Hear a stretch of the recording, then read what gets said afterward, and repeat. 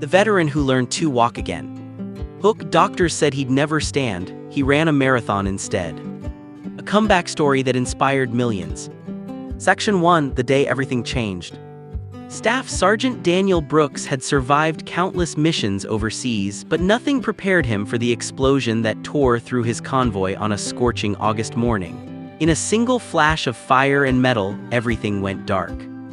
When Daniel woke in a military hospital, he couldn't feel his legs. The doctor spoke gently but clearly. "Sergeant Brooks, the damage to your spine is severe, you may never walk again." Daniel stared at the ceiling, not at the doctor, not at the machines. He just whispered, "I have a family waiting for me."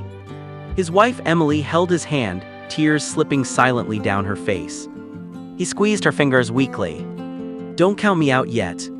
But deep inside, Daniel felt an ache that had nothing to do with his injuries. A fear that he would never be the man he once was. Section 2, the hardest battle. Recovery was brutal. Daniel spent months confined to a wheelchair. Every morning began with pain, frustration, and the same exhausting routine of physical therapy.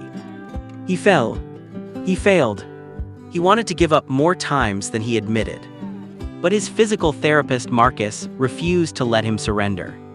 "Pain means you're fighting," Marcus would say, "and you're a soldier, you know how to fight." The first time Daniel tried to stand with support, his legs buckled instantly. He hit the mat hard.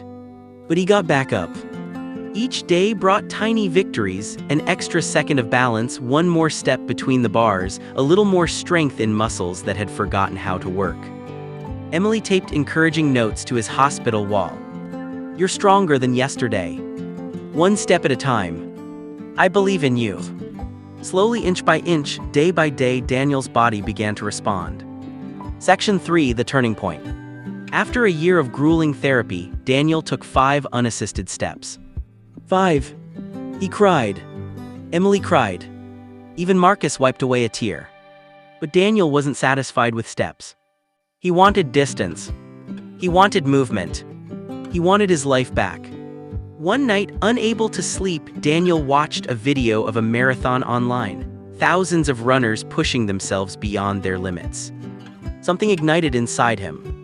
He whispered to himself, "I'm going to run again." When he told Emily, she blinked in disbelief. "Daniel, you can barely walk." "I know," he said, "but I need a goal big enough to scare me." Section 4, training for the impossible. Training was agony. Daniel started by walking the length of his driveway. Then to the street. Then around the block. Every muscle burned. His legs trembled. Neighbors watched him struggle, not knowing they were witnessing history in the making. Eventually he began to jog, slow, uneven, painful. But a jog. Emily followed in the car, cheering through the open window. "You've got this." A local veterans group heard his story and teamed up with him, helping him train, offering support and shouting encouragement during each milestone. Months passed. His pace improved. His strength grew. Daniel registered for the city marathon. People called him crazy.